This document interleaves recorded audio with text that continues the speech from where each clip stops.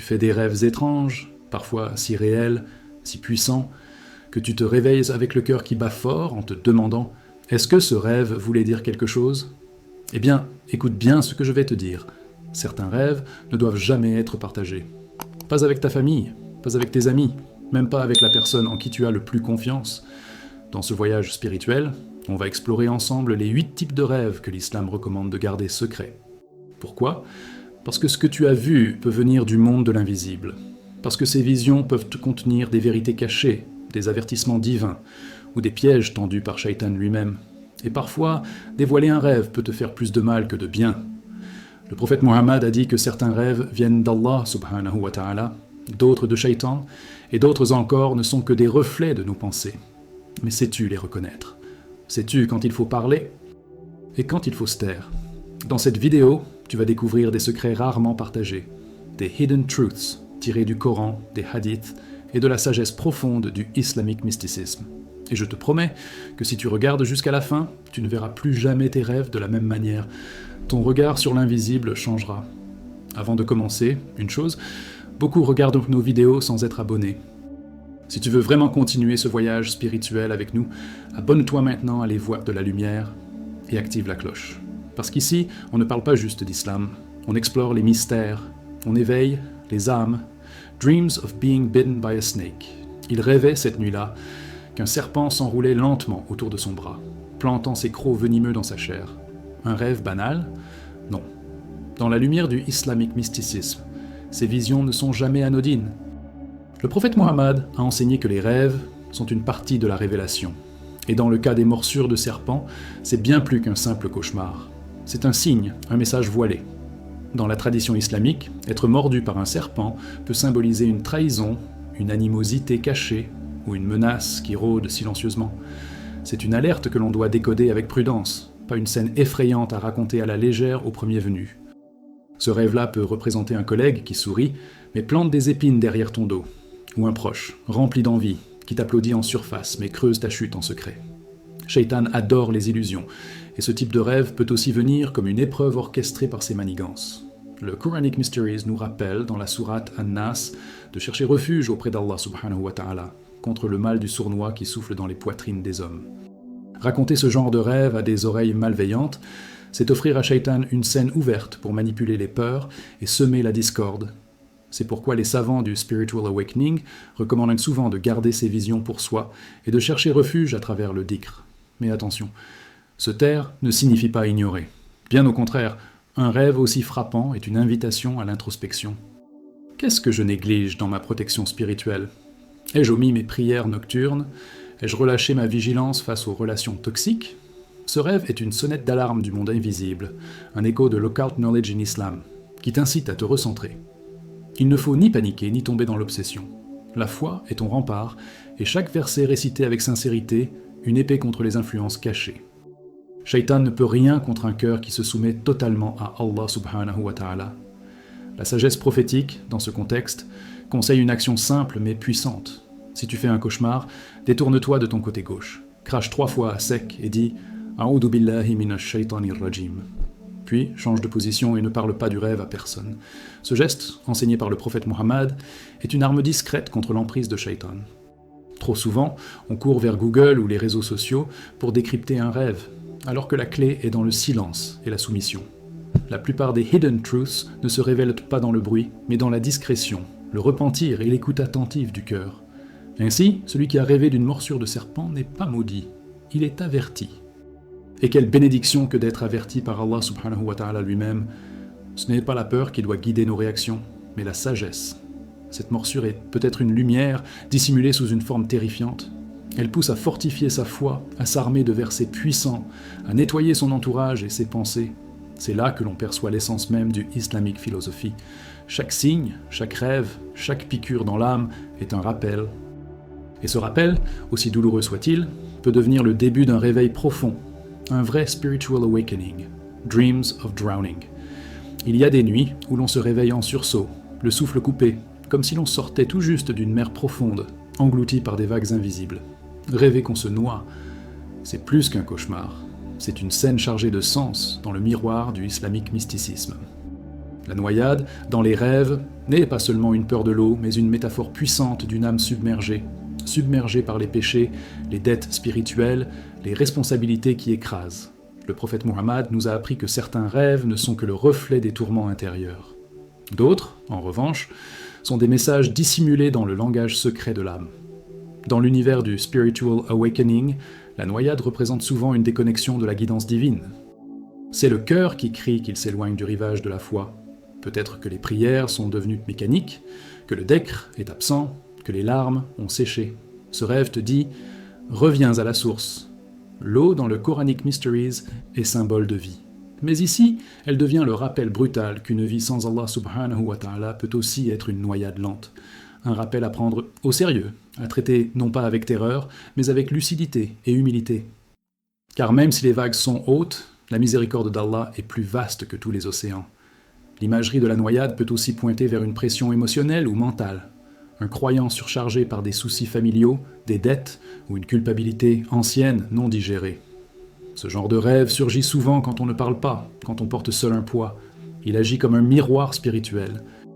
Et dans ces moments, ce n'est pas vers les interprétations grandiloquentes qu'il faut courir, mais vers la prosternation. Dans un hadith, le prophète Muhammad enseigne que lorsqu'on voit un mauvais rêve, on doit chercher refuge auprès d'Allah et ne pas en parler. Il y a ici un enseignement fondamental du islamique philosophie. La guérison ne vient pas toujours du partage, mais du silence sacré et de la sincérité du cœur dans l'adoration. La discrétion devient alors une protection. Parler de ses rêves à des gens qui ne comprennent pas leur symbolisme peut causer panique, malentendu ou moquerie. Shaitan adore manipuler les émotions fragiles. Il souffle dans la tristesse, dans la peur. Raconter sa noyade à quelqu'un qui n'a pas de boussole spirituelle, c'est risquer d'être poussé encore plus loin sous l'eau. Au lieu de cela, que le croyant s'éveille, qu'il renouvelle ses ablutions, prie 2 unités de salat et demande à Allah subhanahu wa ta'ala de lui offrir la lumière dans son chemin. C'est ainsi que l'on transforme une frayeur en bénédiction. Et si ce rêve de noyade était, en réalité, un appel tendre d'Allah à revenir vers lui, voilà l'un des plus grands Mysterious Events Explained Through Islam. Une peur nocturne devient une lumière dans le cœur. Ce n'est pas une punition, mais un coup de pouce divin. Le croyant avisé ne s'enfuit pas face à ce type de rêve. Il se recentre. Il récite Ayat al-Kursi, il médite sur les Prophecies and Signs, et il s'accroche à la corde d'Allah, même au plus fort de la tempête. Car au fond, dans chaque noyade rêvée, il y a une main invisible qui attend qu'on l'attrape. Seeing one's parents die. Il y a des rêves qui laissent un vide, même après le réveil. Voir ses parents mourir en songe fait partie de ces visions qui secouent l'âme jusqu'à ses fondations. Ce n'est pas simplement un cauchemar, c'est une secousse spirituelle. Dans le cadre de l'islamique mysticisme, ce rêve peut symboliser un éloignement émotionnel, une culpabilité inconsciente ou une peur profonde de perdre ses repères. Les parents représentent la racine, le refuge, la sécurité.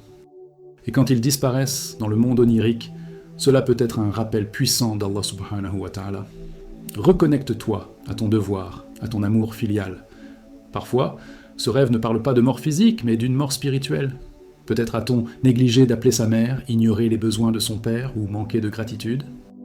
Dans la lumière des Quranic Mysteries, Allah subhanahu wa ta'ala a placé l'obéissance aux parents juste après l'adoration de lui seul. Et ton Seigneur a décrété n'adorer que lui et marquer de la bonté envers les pères et mères. Surah Al-Isra 17-23. Ce rêve devient alors un message sacré. Honore-les tant qu'ils sont là. Il pousse à la spiritual awakening, à la prise de conscience douce mais percutante que le temps est compté. Mais attention, ce type de rêve ne doit pas être partagé à la légère. Dire à quelqu'un « j'ai rêvé que mes parents mouraient », c'est leur planter une angoisse dans le cœur. Dans l'Occult Knowledge in Islam, certains rêves sont des voiles entre 2 mondes, et les soulever devant des gens non préparés peut provoquer peur, superstition, voire malveillance. Le prophète Muhammad nous enseigne de garder ce type de rêve pour soi et de se tourner vers la prière et les bonnes actions. Car c'est dans le silence du cœur que les vraies réparations se font. Et si ce rêve était aussi un rappel de l'au-delà, une invitation à faire des douas pour ses parents, qu'ils soient vivants ou décédés, réciter des sourates comme Al-Fatiha ou Yassine à leur intention, nourrir un pauvre en leur nom. Chaque bonne action faite pour eux devient un pont de lumière entre toi et eux, dans ce monde et dans l'autre. Les Hidden Truths de l'islam nous montrent que même les âmes décédées ressentent les effets des invocations sincères de leurs enfants.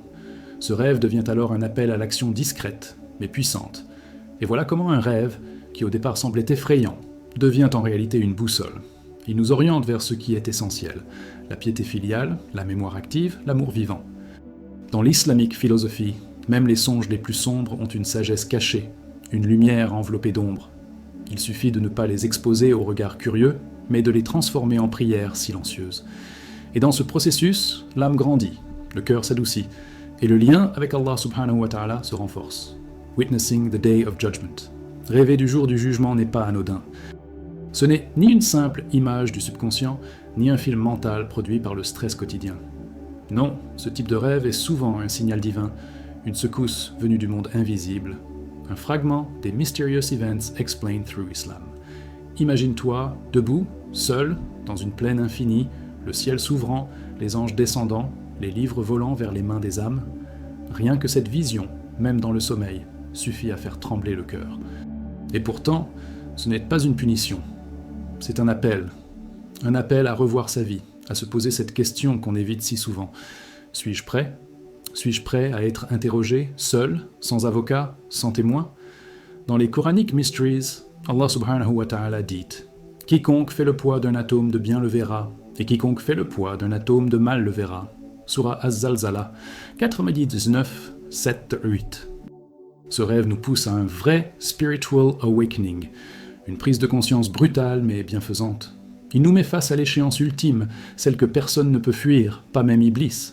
Le plus étonnant, c'est que ces rêves ne sont pas destinés à être racontés. Le prophète Muhammad a conseillé à celui qui voit une chose désagréable dans son sommeil de ne pas la partager, mais de se lever, faire wudu, prier 2 unités et demander protection contre Shaitan. Pourquoi ? Parce que même les rêves ont une énergie, une vibration spirituelle. Et dans l'occult knowledge in Islam, révéler une vision aussi intense peut ouvrir la porte à des malentendus, des jugements, voire de la jalousie déguisée en piété. Certains messages sont réservés à ton âme seule, et puis ce rêve est souvent une bénédiction cachée. Celui qui rêve du jugement dernier reçoit une claque céleste. Réveille-toi tant qu'il est temps. Peut-être que tes prières ont glissé vers la routine, que ton cœur s'est endurci, que tu as reporté la repentance à demain.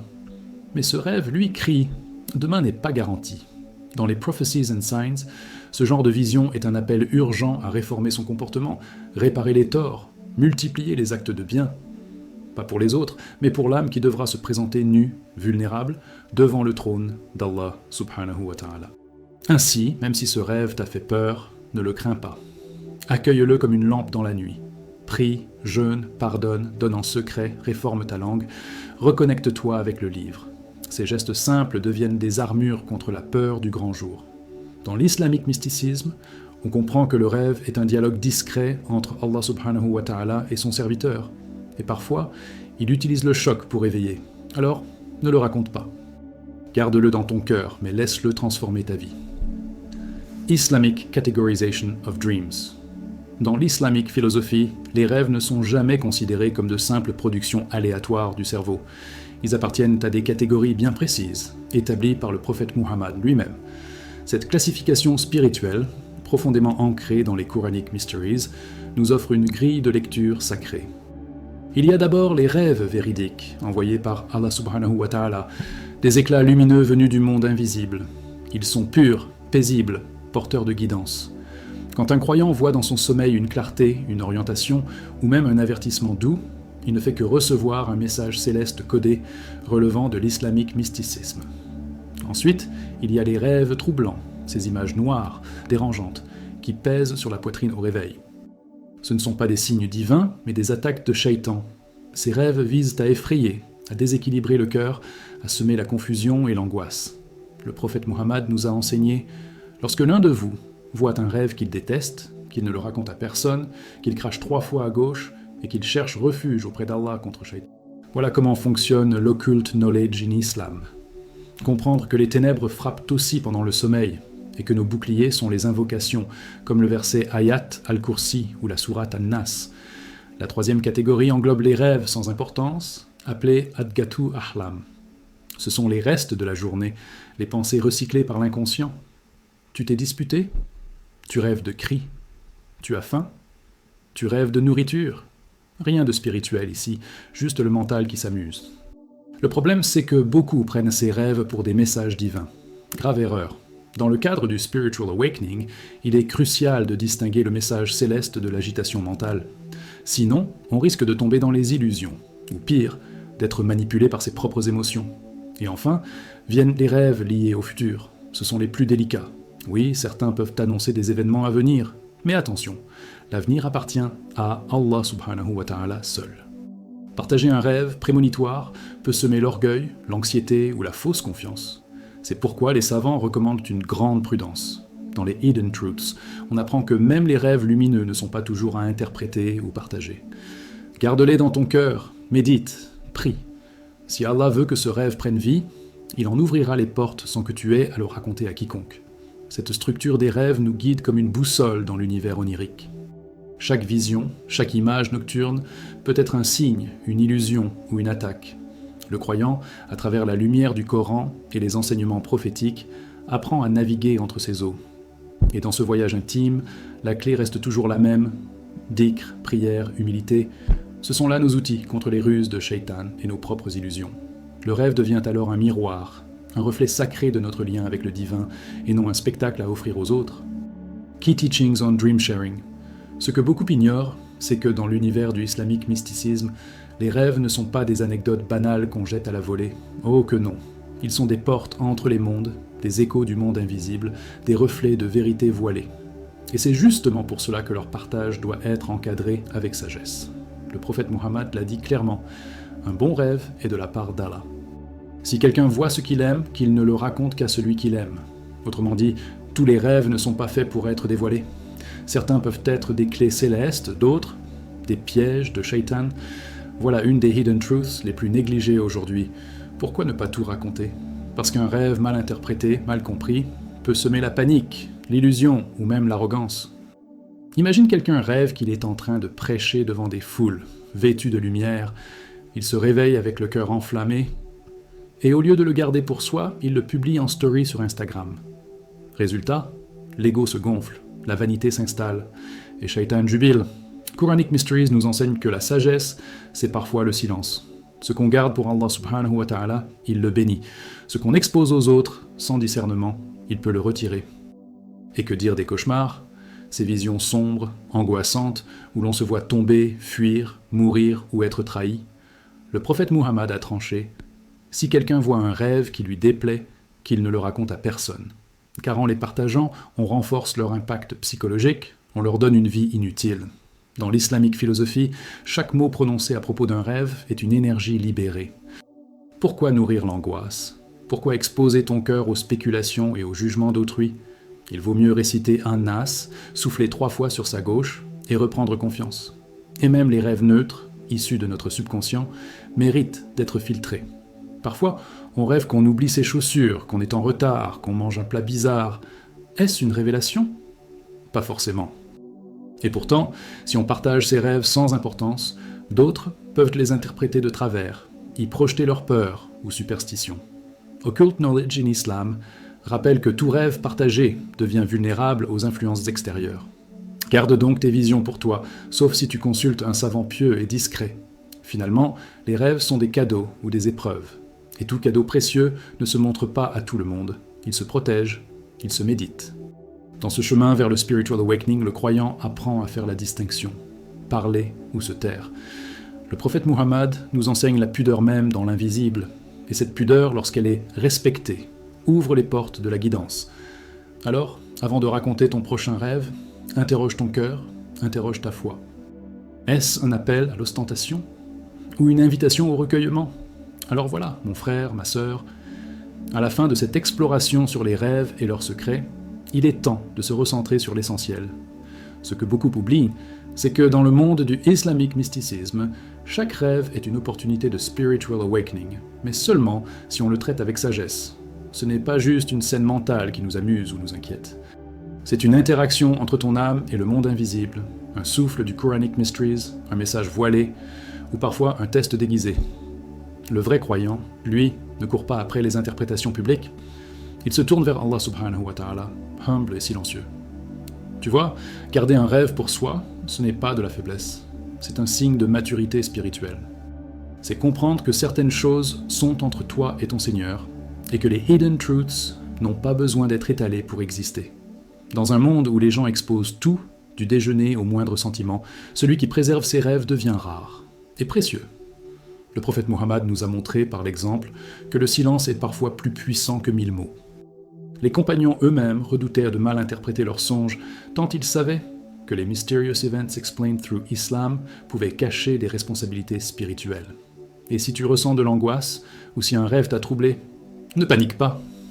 Rappelle-toi les outils que le prophète Mohammed nous a transmis. Réciter Ayat al-Kursi, souffler 3 fois sur la gauche, se tourner vers le dhikr et la prière. Ce n'est pas de la superstition, non. C'est de la discipline spirituelle. C'est là que réside la vraie occult knowledge in Islam, pas dans les livres poussiéreux, mais dans les actes de cœur répétés avec sincérité. Le rêve ne fait pas de toi un élu. C'est ta réaction qui montre si tu es proche ou loin de la lumière divine. Ne laisse jamais un rêve te détourner de ta foi. Certains ont vu des merveilles dans leur sommeil et sont tombés dans l'orgueil. D'autres ont vu l'horreur et sont tombés dans la peur. Toi, sois celui qui voit et se tourne vers Allah subhanahu wa ta'ala, que ce soit en gratitude ou en recherche de refuge. Voilà la voie des prophètes, des sages, et de ceux qui suivent le islamique philosophie avec clarté et humilité. Car chaque vision nocturne, bonne ou mauvaise, est une occasion d'avancer ou de chuter. Alors, garde précieusement ce que tu vois. Protège ton cœur des jugements d'autrui. Nourris ta foi par la discrétion, le dhikr, le Coran et les bonnes actions. Et souviens-toi, le rêve n'est jamais plus important que la réalité de ta relation avec Allah subhanahu wa ta'ala. C'est là que réside la véritable guidance. C'est là que se forge ton destin éternel. Et c'est là que le croyant trouve enfin la paix. Et toi, as-tu déjà fait un rêve que tu n'as jamais osé raconter à personne ? Un rêve qui t'a marqué profondément, qui t'a fait réfléchir ? Dis-le nous dans les commentaires, ou simplement écris « Je comprends maintenant » si ce que tu as vu t'a touché. On lit tout et ta voix compte. N'oublie jamais ceci, les rêves sont des fenêtres vers l'invisible. Mais toutes les fenêtres ne doivent pas être ouvertes. Protège ton âme, cherche refuge auprès d'Allah subhanahu wa ta'ala, et garde ta foi comme ton meilleur rempart. Si ce contenu t'a aidé à mieux comprendre le Occult Knowledge in Islam et les Quranic Mysteries, abonne-toi maintenant et active la cloche pour ne rien rater de ce que l'univers spirituel te réserve. Et maintenant, clique sur la vidéo qui s'affiche à l'écran. Tu y découvriras une autre vérité cachée, que Shaitan ne veut pas que tu saches. Avec tout mon respect et ma gratitude, les voix de la lumière.